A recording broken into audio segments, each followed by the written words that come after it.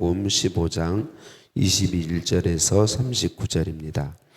예수께서 거기서 나가사 두로와 시돈 지방으로 들어가시니 가나안 여자 하나가 그 지경에서 나와서 소리를 질러 이르되 주 다윗의 자손이여 나를 불쌍히 여기소서. 내 딸이 흉악하게 귀신이 들렸나이다 하되 예수는 한 말씀도 대답하지 아니하시니 제자들이 와서 청하여 말하되 그 여자가 우리 뒤에서 소리를 지르오니 그를 보내소서. 예수께서 대답하여 이르시되 나는 이스라엘 집의 어리버린 양 외에는 다른 데로 보내심을 받지 아니하였노라 하시니 여자가 와서 예수께 절하며 이르되 주여 저를 도우소서. 대답하여 이르시되 자녀의 떡을 취하여 개들에게 던짐이 마땅하지 아니하니라. 여자가 이르되 주여 올소이다마는 개들도 제 주인의 상에서 떨어지는 부스러기를 먹나이다 하니 이에 여자여 내 믿음이 크도다. 내 소원대로 되리라 하시니 그때로부터 그의 딸이 나으니라.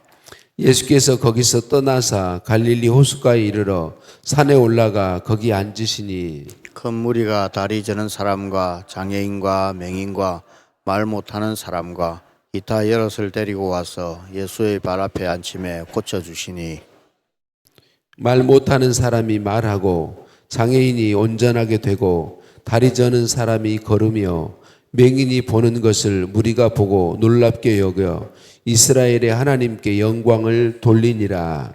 예수께서 제자들을 불러 이르시되 내가 무리를 불쌍히 여기노라. 그들이 나와 함께 있은지 이미 사흘임에 먹을 것이 없도다. 길에서 기진할까 하여 굶겨 보내지 못하겠노라. 제자들이 이르되 광야에 있어 우리가 어디서 이런 무리가 배부를 만큼 떡을 얻으리이까. 예수께서 이르시되 너희에게 떡이 몇 개나 있느냐. 이르되 7개와 작은 생선 2마리가 있나이다 하거늘 예수께서 무리에게 명하사 땅에 앉게 하시고 떡 7개와 그 생선을 가지사 축복하시고 떼어 제자들에게 주시며 제자들이 무리에게 주매 다 배불리 먹고 남은 조각을 7 광주리에 차게 거두었으며 먹은 자는 여자와 어린아이 외에 4,000명이었더라. 함께 봅니다. 예수께서 무리를 흩어 보내시고 배에 오르사 마가단 지경으로 가시니라. 아멘. 인사 나누십니다. 사랑을 축복합니다. 사랑을 축복합니다. 할렐루야. 우리를 사랑하신 하나님께 찬양과 감사를 올려드립니다. 예전에 한가위 추석이면 오늘만 같아라 그렇게 말하곤 했었죠. 오늘 제 심정이 그렇습니다. 오늘만 같으면 참 좋겠다. 우리 청소년교회 아이들도 많이 오고 또 우리 어린 성도님들도 많이 노력한 모습이 보입니다. 새벽을 깨우려고 애쓰시고 피곤하고 힘들고 또 몸이 많이 불편함에도 새벽을 깨우는 모습들에 감사를 드리고 오늘만 같았으면 좋겠습니다. 40일 동안 내내 그리고 그 뒤로도 그렇게 되었으면 좋겠어요. 예수님께서 오늘 말씀은 이방인의 지역에서 사역하신 내용들을 담고 있습니다. 도로와 시돈 지방으로 갔는데 가나안 여자, 가나안 여인이 말은 이방인이죠. 유대인이 아닌 이방인 여인이 나와서 자기 딸이 귀신 들렸으니 치료해 달라고 예수님께 요청하죠. 근데 예수님의 반응이 완전히 당시 사람들이 생각했던 것과 다르죠. 또 예수님의 그동안의 모습과는 전혀 다르죠. 나는 이스라엘 집에 잃어버린 양 외에는 다른 데로 보내심을 받지 아니하였다. 이렇게 이야기하고 있어요. 전혀 상상하지 못했던 대답이죠. 그리고 또 그 뒤에 하신 말씀은 더 가슴 아프게 하죠. 자녀의 떡을 취하여 개들에게 던짐이 마땅치 아니하니라 이렇게 말씀하죠. 당시 유대인들 대부분 유대인들은 이방인들을 굉장히 비하했습니다. 자기 민족만 사랑하고 하나님이 자기 민족만의 하나님이시다. 유대인들만 구원받을 존재이고 사랑받을 존재이고 그 외의 모든 민족은 멸망받아야 될 존재들이라고 생각했습니다. 그래서 개로 표현한 것은 그만큼 비하하는 그런 표현이죠. 뭐 유대인들은 그렇게 표현했지만 우리 예수님에게서 이런 표현이 나올 거라고는 상상하기 어려운 것이죠. 근데 예수님께서 왜 이렇게 하셨느냐? 여인의 믿음을 보셨기 때문이다. 이 여인이 나와서 이렇게 고백하죠. 다윗의 자손이여, 내 딸이 귀신 들렸는데 치료해 주십시오. 이 다윗의 후손이다, 이 말은 유대인들에게 있어서 하나님이 구약 성경에 약속하신 구원자, 곧 메시아를 가리키는 거죠. 다윗의 후손이요. 근데 이방인 여인인데도 다윗의 후손이요라고 고백한 것은 그가 유대인들의 말씀을, 법을 알았고, 그리고 예수님을 하나님이 보내신 구원자로 고백하고 있는 것이죠. 그러니까 이 여인의 믿음을 예수님이 아셨기 때문에 이 여인의 믿음을 통하여 나타내시려고 그렇게 말씀하셨던 것이죠. 이렇게 엄청난 비하를 받았는데 이 여인이 뭐라고 얘기합니까? 개들도 주인의 상에서 떨어지는 부스러기는 먹습니다. 부스러기라도 내게 은혜를 달라고 그렇게 이야기하고 있는 것이죠. 이 여인의 말을 이미 예수님은 아셨지만 이 고백을 듣고 그렇게 말씀하시죠. 너의 믿음대로 될지어다. 너의 소원대로 될지어다 라고 말씀하심에 그 순간 그녀의 딸이 나았다, 그렇게 기록하고 있습니다. 유대인들은 구원이 자기들이 혈통적으로 후손이기 때문에 받는다고 생각했어요. 그러나 성경은 믿음으로 구원 얻는다고 분명하게 말씀하죠. 요한복음 1장 12절 13절 영접하는 자 곧 그 이름을 믿는 자들에게는 하나님의 자녀가 되는 권세를 주셨으니 이는 혈통으로나 육정으로나 사람의 뜻으로 나지 아니하고 오직 하나님께로부터 난 자들이니라 라고 말씀하죠. 혈통이나 육적인 무엇이나 사람의 뜻으로 되는 것이 아니고 믿고 구원 얻는 것은 믿음으로 되는 것이다. 이것은 하나님께로부터 나는 것이다 라고 분명하게 말씀해 주고 있습니다. 구원은 예수 그리스도를 믿음으로 얻습니다. 그리고 예수님을 구주로 믿는 것은 내가 믿는다고 되는 게 아닙니다. 하나님께서 믿음을 주시는 것입니다. 우리를 찾아오셔서 우리의 마음을 감동하여 예수님이 구원자라고 하는 사실을 알게 하시고 믿게 하시는 것이죠. 우리의 구원은 믿음에 있습니다. 예수 그리스도를 하나님으로, 예수 그리스도를 구원자로, 예수 그리스도를 나의 주인으로 믿는 믿음에 있다라고 하는 것이죠. 바리새인과 서기관들은 혈통적으로 유대인의 혈통을 유대인이었으면서 외적으로는 굉장히 경건한 삶, 깨끗하게 보이는 삶을 힘썼죠. 그러나 그들의 마음에는 하나님에 대한 사랑이 없었습니다. 하나님에 대한 믿음이 없었습니다. 그들은 구원에 이르지 못하는 것이죠. 반면 괴 취급을 받은 이 이방 여인이지만 이 여인은 예수님을 다윗의 자손이여 라고 고백할 뿐만 아니라 부스러기라도 먹나이다. 그렇게 괴 취급을 받을 정도로 그렇게 비하를 받았는데도 왜 예수님께 매달리며 그렇게 부스러기도 먹는다고 이야기합니까? 예수님이 자기 딸을 치료할 수 있다는 믿음, 그 믿음을 넘어서 이분이 구원자라고 하는 확실한 믿음이 있었기 때문인 것이죠. 사랑하는 성도님들, 우리가 손해나 어려움을 예수 믿어서 박해를 받고 예수 믿어서 손해봐야 하고 예수 믿어서 희생해야 되는 것들이 많음에도 불구하고 예수님을 믿고 따라야 하는 이유가 무엇입니까? 그럼에도 우리가 하나님과 하나님의 말씀에 순종하여 가야 되는 이유가 무엇입니까? 예수 그리스도만이 구원자이시고 성부, 성자, 성령 삼위일체 하나님이 실제로 계시기 때문인 거죠. 그래서 여러분, 우리는 어려움이 있어도 핍박이 있어도 예수 믿고 손해보는 것이 있어도 아니 예수님 믿으면 맨날 말씀이 희생해라, 낮아져라, 손해봐라, 용서해라, 사랑해라 이런 말씀을 들으면서도 그 말씀에 순종하기를 힘쓰는 이유가 무엇입니까? 하나님이 계시기 때문인 거죠. 그리고 그 하나님이 유일한 구원자로 주신 분이 예수 그리스도이기 때문에 그런 것이죠. 그래서 우리는 예수님을 구주로 믿는 것이고 예수님 안에서 하나님과 하나님의 말씀을 사모하고 순종하며 살기를 힘쓰는 것이죠. 우리가 예수님을 믿고 따르는 것은 다른 이유 없습니다. 그분만이 구원자이시기 때문입니다. 하나님이 계시기 때문입니다. 천국과 지옥이 있기 때문입니다. 우리가 이 믿음 위에 서서 이 이방 여인 가나안 여인처럼 흔들리지 않는 믿음, 어떤 미혹과 어떤 공격에도 흔들리지 않고 예수 그리스도를 구주로 분명하게 믿고 서는 이 믿음의 복이 저와 여러분 모두에게 있으시기를 예수님의 이름으로 축복합니다.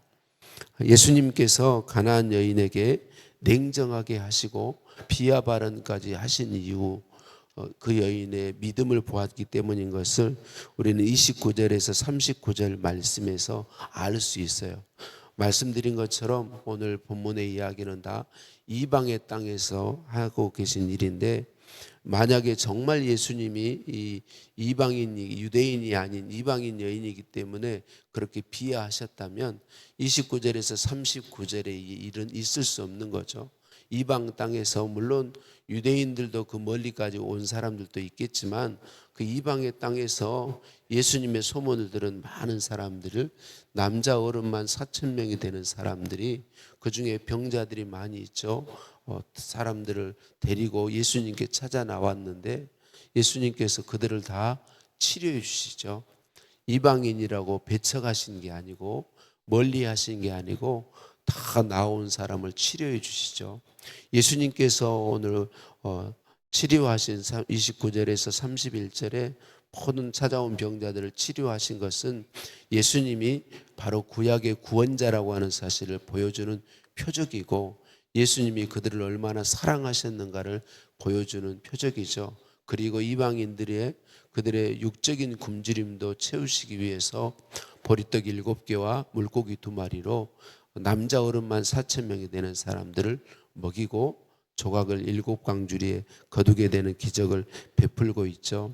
오늘 예수님이 이방인이든 유대인이든 다 구별하지 않고 차별하지 않고 그분은 사랑하시고 이 땅의 모든 사람들을 사랑하셔서 자기 자신을 내어주셨다는 사실을 우리는 분명하게 알 수 있습니다. 우리는 어리석고 우둔하고 연약해서 자꾸만 차별을 만듭니다. 다른 사람에 대해서도 차별하고 나 자신에 대해서도 차별해요. 자꾸만 이유를, 나는 이래서 하나님의 사랑을 받지 못할 거야. 나는 이렇게 하나님 기뻐하지 않는 모습이 있어서, 나는 이렇게 연약한 모습이 있어서 하나님의 사랑을 받지 못할 거야 라고 자기 스스로를 차별할 때가 많이 있습니다. 그런데요, 우리가 기억해야 할 것은 한순간도 우리 주님은 우리를 차별하지 않으십니다. 우리의 어떤 모습 때문에 덜 사랑하거나 미워하거나 포기하거나 그러신 분이 절대로 아닙니다. 우리를 언제든지 우리가 어떤 모습이든지 상관없이 자기의 생명을 내어줄 만큼 우리들 한 사람 한 사람을 사랑하시는 분이십니다. 다만 우리가 죄악 가운데 있을 때 그 죄악이 우리를 멸망으로 끌어가는 것을 아시기 때문에 회개하도록 말씀하시고 돌이켜서 하나님께로만 향하도록 은혜 베푸시는 것이지 우리를 절대로 차별하시지 않습니다. 그래서 우리가 언제나 기억했으면 좋겠습니다. 내가 어떤 모습에 어떤 상황 속에 있든지 나를 향한 주님의 사랑은 변함이 없으시다. 절대 차별이 없으시다. 동시에 다른 사람에 대해서도 동일하시다. 예수님은 차별이 없는 분이십니다. 모든 사람을 사랑하십니다. 예수 믿고 구원 얻기를 원하십니다. 오늘 생명의 삶의 한절 묵상 32절 말씀을 가지고 이야기한 한절 묵상 말씀과 해설이 큰 은혜가 되었어요. 우리를 향한 주님의 긍휼은 끝이 없습니다. 32절에 불쌍히 여기다라는 말에는 심장이 움직이다라는 뜻이 담겨 있습니다. 말씀을 선포하심으로 백성에게 영적 풍성함을 허락하신 주님은 그들을 불쌍히 여기시며 육적 필요까지 생각하십니다. 그래서 사흘이나 먹지 못한 백성을 위해 기적을 베푸십니다. 예수님은 우리가 인생길에서 겪는 육신의 배고픔과 영적 갈급함까지 세심하게 챙기십니다. 우리를 향한 예수님의 긍휼은 마음 깊은 곳에서 끓어오르는 강렬한 사랑입니다. 이 말씀 우리가 기억했으면 좋겠습니다. 우리 예수님의 사랑은 차별이 없는 사랑일 뿐만 아니라 예수님의 긍휼은 예수님의 마음 깊은 곳에서 끓어오르는 강렬한 사랑이시다. 그 사랑으로 저와 여러분을 사랑하십니다. 또 뒤이어서 이렇게 생명의 삶 해설에서 말하고 있는 걸 보았어요. 남자 어른만 4,000명이 되는 여자와 아이까지 포함하면 훨씬 많은 숫자죠. 이 사람들이 가진 갈망을 봅니다. 그 무리는 광야 같은 장소에서 사흘 동안 예수님과 함께 했습니다. 사실 그들은 말씀에 대한 굶주림으로 나아왔습니다. 그들은 배고픔과 목마름, 낮과 밤의 일교차를 견디며 예수님 말씀을 듣고자 동행했습니다. 이 이야기는 우리가 회복할 진정한 굶주림이 무엇인지 돌아보게 합니다. 우리는 주님을 믿는다고 하면서도 말씀에 대한 갈망이 없거나 주님께 드리는 시간에 인색한 경우가 많습니다. 주님을 향한 갈망과 말씀에 대한 굶주림은 영적 성장의 필수입니다.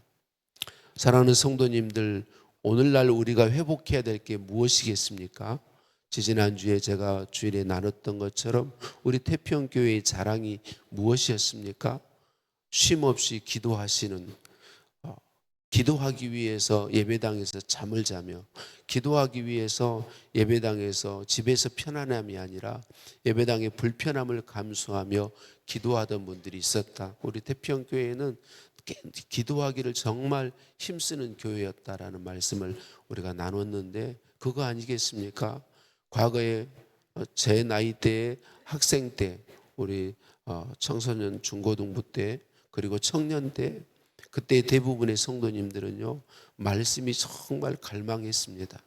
지금은 분위기가 그렇지 못하지만 그때는 뭐 4kg, 5kg 뭐 이런 건 눈이 아주 가득 쌓였을 때도, 우리 통영은 눈이 많이 오지 않았지만 제 고향은 눈이 엄청나게 오는데, 아무리 많은 눈이 쌓여도 부흥성회하면 4km, 5km도 그 밤중에 눈길을 걸어서 말씀 들으려고 가서 말씀 듣고 기도하고 돌아오고, 그런 일들이 그냥 보통 일이었습니다, 우리 교회에. 그런데 지금 오늘날 우리들 교회에 예수 믿는 분들에게 이 말씀에 대한 갈망, 하나님의 은혜에 대한 갈망이 없어져 버린 거죠. 하나님께 드리는 시간이 정말 많았는데 지금은 이것이 거의 없어졌다고 말해도 틀리지 않죠.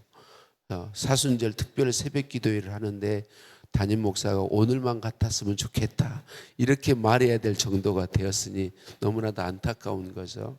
오늘 우리 성도님들 힘드시지만 잘 오셨습니다. 우리 주님은 우리가 주님에 대해서 갈망하는 마음을 갖기를 원하시고, 그런 갈망하는 마음으로 말씀을 듣기를 사모하고 기도하기를 사모할 때 기뻐하십니다. 우리의 믿음 성장은 말씀을 들음에 있습니다. 말씀을 듣지 않고 믿음 성장은 없습니다. 말씀 들으며 그 말씀을 붙잡고 하나님과 교제하는 기도가 있어야만 성장이 있습니다. 오늘 사순절 특별 새벽 기도에 우리가 힘써, 여러 가지 불편함이 있지만 힘써 주님께 나오고 말씀 사모하고 기도함으로 하나님이 주시는 영적 성장의 놀라운 복을 우리 모두 누리게 되기를 예수님의 이름으로 축복합니다. 주님, 나를 향한 주님의 사랑을 항상 기억하게 하옵소서. 끓어오르는 주님의 마음 깊은 곳에서 끓어오르는 강렬한 사랑, 그 사랑을 기억하게 하여 주옵소서. 가나안 여인과 같은 믿음을 주옵소서. 예수 그리스도께서 유일한 구원자이심을 믿는 흔들리지 않는 믿음을 하나님 우리에게 주옵소서. 주님의 말씀을 갈망하여 나온 사람들과 같이 주님께 대한 간절함을 주옵소서. 우리 주님은 어떤 경우에도 나를 사랑하심을 포기하지 아니하시고 차별하지 아니하심을 기억하게 하옵소서. 주님을 가까이하며 시간을 투자하며 힘을 기울이도록 은혜 베풀어 주옵소서. 하나님, 특별히 오늘 우리 학생의 친구들이 교회에서 잠을 자면서까지 귀한 새벽 기도에 나와왔습니다. 우리 친구들 마음에 이것이 온전히 자리하게 하시고 언제든지 우리 하나님을 향한, 주님을 향한 갈급함과 간절함과 주님께 시간을 드림이 우리 친구들의 삶에 있게 하셔서 놀라운 믿음 성장을 이루고 어려운 시대에 복음을 들고 생명의 빛을 비추는 사람들로 복 내려 주시옵소서. 예수님의 이름으로 기도드립니다. 아멘. 하늘에 계신 우리 아버지, 아버지의 이름을 거룩하게 하시며 아버지의 나라가 오게 하시며 아버지의 뜻이 하늘에서와 같이 땅에서도 이루어지게 하소서. 오늘 우리에게 일용할 양식을 주시고 우리가 우리에게 잘못한 사람을 용서하여 준 것 같이 우리 죄를 용서하여 주시고 우리를 시험에 빠지지 않게 하시고 악에서 구하소서. 나라와 권능과 영광이 영원히 아버지의 것입니다. 아멘.